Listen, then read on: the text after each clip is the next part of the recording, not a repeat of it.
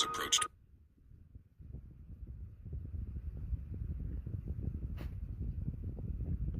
Does your teacher pay the temple tax? Before Peter could answer, Jesus already knew his thoughts. From whom do kings collect taxes? Jesus asked. From strangers, Peter replied. Then the sons are free, Jesus said. But so no one would stumble, he gave an unexpected instruction.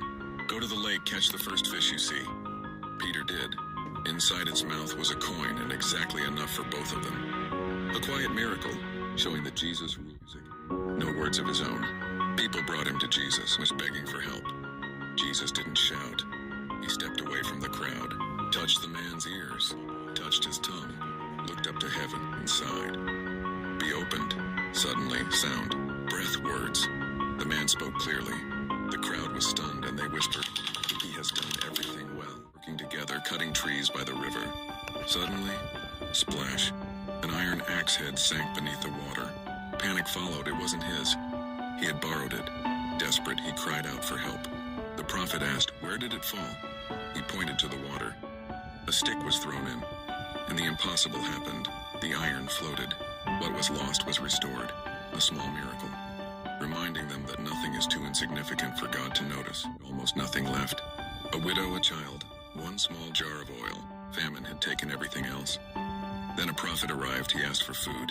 She hesitated. This was her last meal. But she trusted God and shared what little she had. The next morning, the jar was still full. The day after that, still full. Weeks passed. The oil never ran out. God turned her last hope into daily provision. Everything was joyous, but worry was creeping in. The wine had run out. Panic spread among the hosts. Jesus' mother whispered to him, They have no more wine. He nodded calmly. 6 stone jars stood nearby, empty and ordinary. Fill them with water, he said. The servants obeyed. When they drew some to serve, the water had become wine. Rich, sweet, perfect, and more than anyone expected. The guests marveled. And in that moment, his glory was revealed. A sign that turned ordinary life into extraordinary joy. Fast. Waves rose higher than the boat. Wind screamed. Water filled the floor. Grown men panicked. Sailors feared they would die. And Jesus was asleep. They woke him desperate, angry, afraid. He stood, looked at the storm, and spoke not loudly, just firmly. The wind stopped. The sea flattened. Silence replaced chaos. The disciples stared at him, shaking.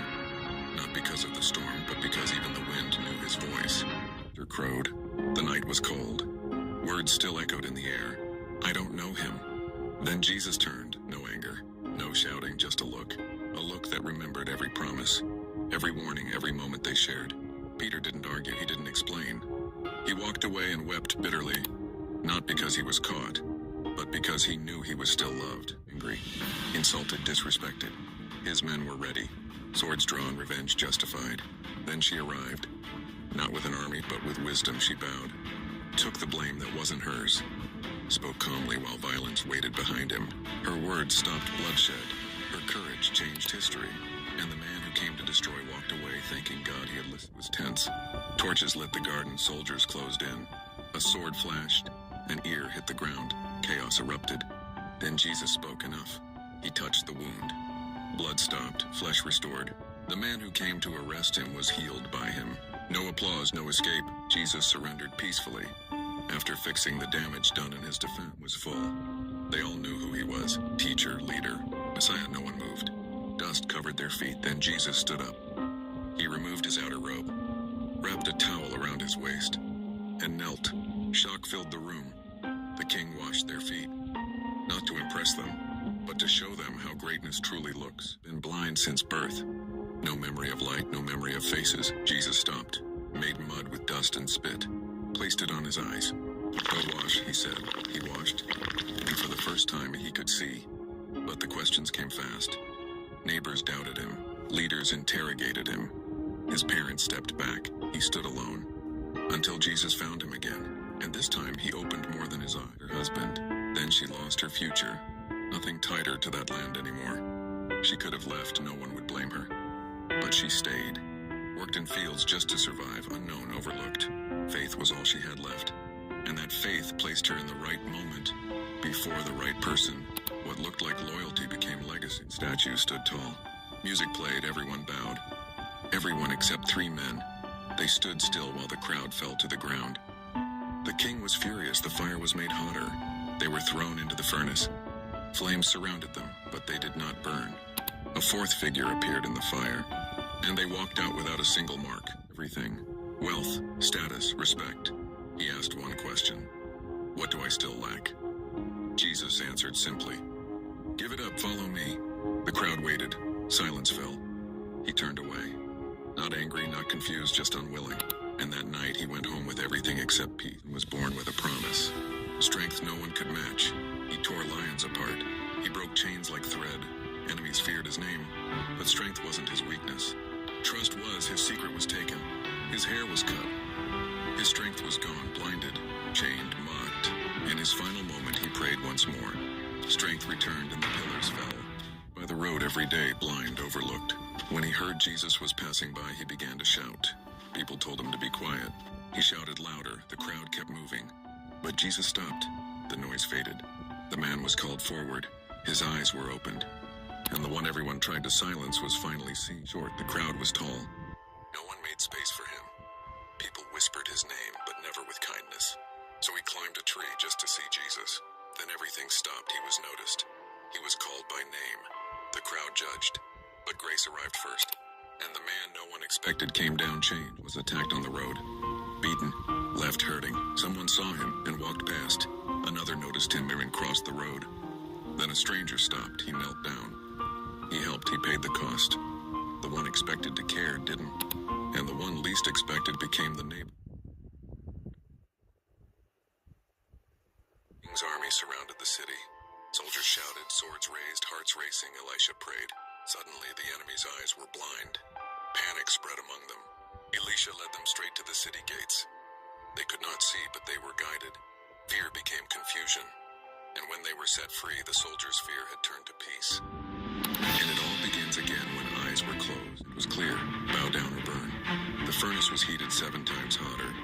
3 men were thrown into the fire. The flames roared, the crowd stepped back. But inside the fire, they were still standing. A fourth figure appeared walking beside them. Not a hair was burned. Not a smell of smoke remained. And it all began when the fire was turned up. Gathered with stones in their hands. Accusations filled the air. The woman stood in silence, waiting for judgment. Jesus knelt down and wrote in the dust. One by one, the stones dropped. The crowd disappeared. Mercy stood where condemnation once stood. She was not condemned. She was given a second chance. And it all began when stones were ready. Asked for his inheritance early. He packed his bags and walked away from home. Freedom felt exciting until the money ran out. Hunger replaced pride. Broken and ashamed, he turned back. While he was still far off, his father saw him and ran. No punishment, only mercy. Because the story was never about leaving. It was about the love that waited when the sun walked away. The field fell silent as Goliath stepped forward. Towering, armored, and fearless, he mocked the armies of Israel. From the camp came David, young, unarmed, carrying only a sling and 5 stones. Goliath laughed, but David did not fight with strength or steel.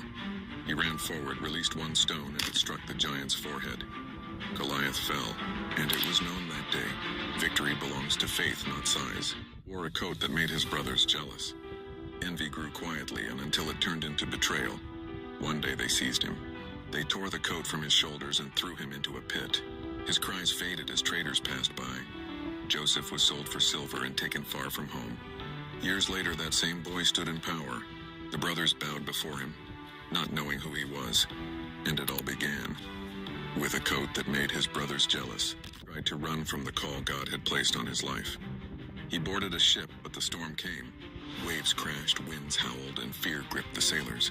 Jonah knew what had to be done. He was